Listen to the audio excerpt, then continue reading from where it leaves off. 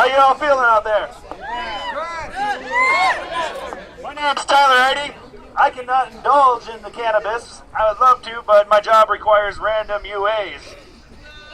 We're putting together a documentary here, and if anybody would like to state something, and we can put together a little video and maybe present it to the right people, maybe persuade or convince somebody else to change their opinion, I'm all in for it. I'm here to support you guys in the cause. Thanks everybody for coming out.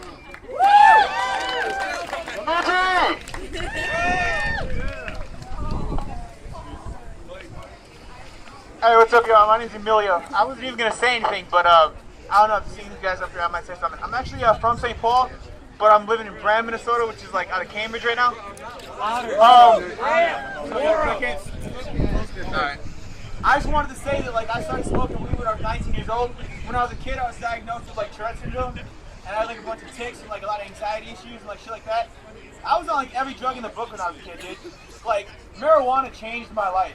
Seriously, it made me into a completely different person. Like I don't know, it's the only thing that's ever really like just made me the happy-go-lucky, productive person I am today. So I'm just like all for it. So like, just like I think we just to send a message to these legislators. All right. When I say what do we want, you say legal weed.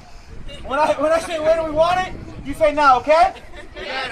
What do we want? Legal weed! What do we want? Now! What do we want? Legal weed! What do we want? Now! What do we want? Legal weed! What do we want? Now! What do we want? Legal weed! What do we want?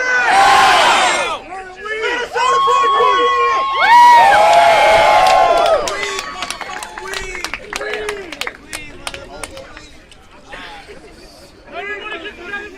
How everybody doing once again, y'all beautiful people? My name is Nero. I do a lot of activism work. Y'all probably could Google me and see me on all kind of events from like the highway or anything to do with Black Lives Matter. I'm here in support of Marcus and full legalization, NORML. And I don't want people to forget the fact that while we're here, is to make it full legalization, and a part of that and a part of everything that we do as people is responsibilities. So we do have to be responsible. It does have to be legalized so it wouldn't be in the hands of kids, because many of us know that, well, for me growing up, if I wouldn't have been smoking weed as a kid, I probably wouldn't smoke now. So it has to be better role models, and we got to just support it, and we got to not let up. So make sure y'all link up and look at one of these shirts and go online. If you ain't signed up, sign up and keep coming back. Where do we sign up? Happy 420 on mnnormal.org. All right. Love. Yes, please support Minnesota NORML. Minnesota NORML is your formal professional advocacy organization. We have very limited capacity due to lack of money, but we have a lot of potential. We have thousands of members. We have 6,500 members. We're going to be engaged in the public this summer. We're going to rise above 10,000. Next year, 20,000. But we need people to be vigilant. We need you to be active. NORML, National Organization for the Quote and Marijuana Laws. Right. Does anyone else have something they want to say? Hi, my name is Ryan. As you notice, I am not smoking at all. I do not consume cannabis. I have the choice not to. I believe you guys should have the choice to consume cannabis. However, I am the board chair of Minnesota NORML. I show up at the meetings. I am there with the activists. We are canvassing, calling people, signing petitions, everything. So if me, a non-consumer, can do this, why aren't all of you doing this as well? You all need to sign up and do this and become activists as well, because God knows getting people together is like herding cats, but we can get this done. It's a sexy political issue, and the national tide is behind us. So, smoke on, people. Smoke on.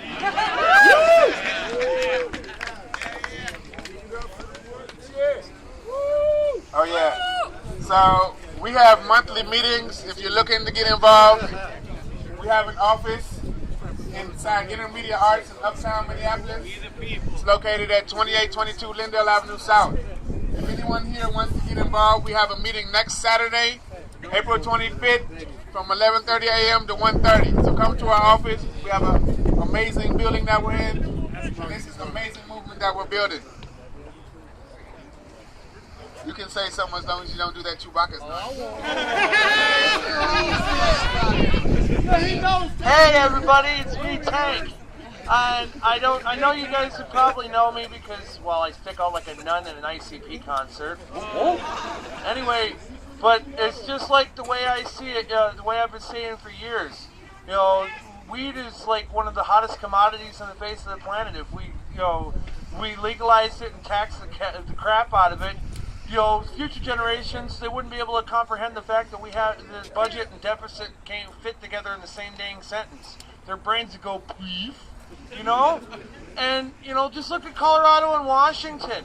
And it's just a matter of time. It's just a matter of time. As soon as I saw it, the federal government would like to take the time to say these words, ka-ching, and that's how it gets legalized. I'm sorry to say that, but it's true. I wish but look at it this way: we get to get the stigma off of industrial hemp because of the connection to weed. Ethanol itself was made originally for industrial hemp, not corn, and there's no wonder why the rest of the world thinks Americans are a nation of retards. Oh yeah, let's end our dependence on foreign oil by burning our food supply. He was about to do that Chewbacca No, you made great points. But what I would argue is that it's not inevitable. It's only going to happen if the people make it happen. That's how it happened in Colorado, Washington. Thank you. Alaska, and DC. The people did it. We got this. But another point is, when legalization happens, that's only 25% of the change because the opposition doesn't stop. They're going to try to shut it down. My friends in Oregon and Washington, they try to shut it down. The war doesn't stop. But when we have legalization, we have to advocate to make sure that the regulatory system is designed right. That's a terrible idea to overtax it. If you look at it in Washington State, taxing weed for 42%, you ain't taxing alcohol like that, or cigarettes like that. It keeps the black market alive. So it is good for our economy, but we need to make sure that when it does happen, and it'll only happen if we make it happen, that we do it right. And we create opportunities for people who've been disenfranchised by this prohibition to get opportunities.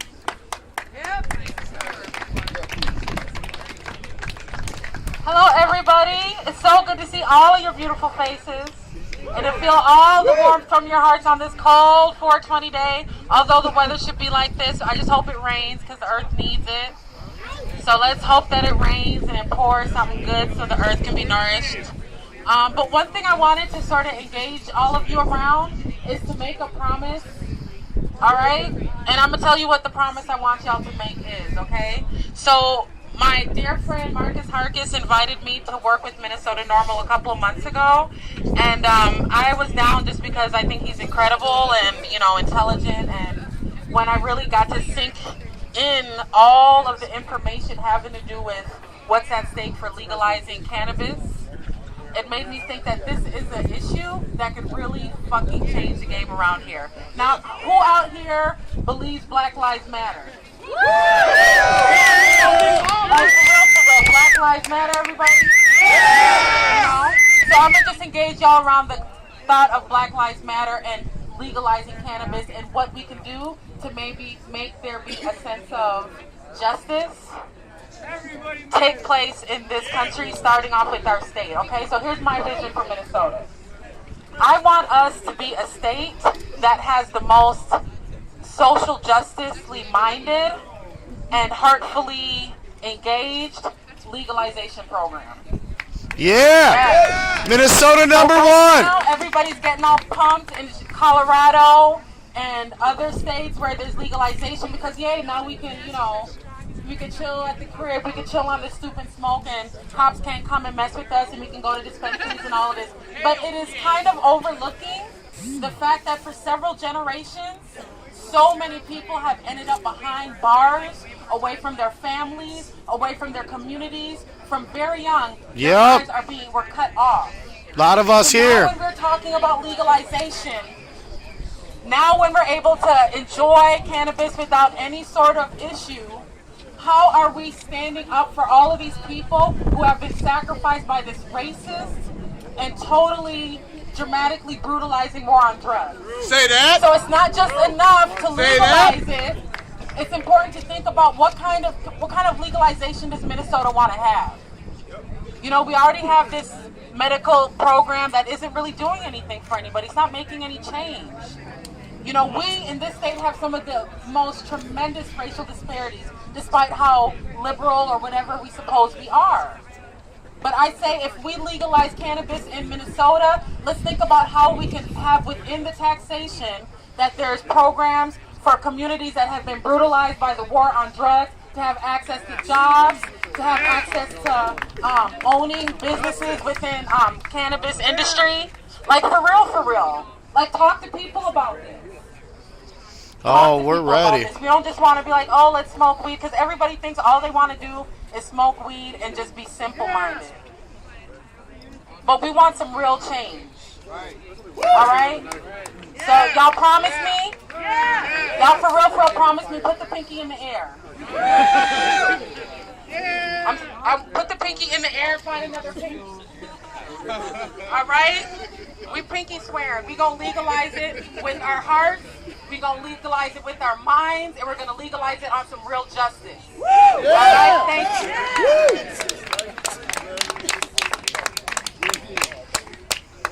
Brilliant. I think that was the last word. Well, thank you all for coming out. Again, I would like to invite you to become politically active. That's the only way it's going to change. We have to change laws. We have to change hearts and minds, but we have to change laws. So please join us next Saturday. Please join us in about a month when we're outside the governor's mansion. We're going to raise the tension. 2016, we gotta elevate the tension to levels that create a crisis for these politicians. Is anybody down with that? Yeah! All right. The question is, can we legalize it? Yes! The answer is yes with cannabis. Can we legalize in Minnesota? Yes! Can we legalize in Minnesota? Yes! Let's end the war! Yes!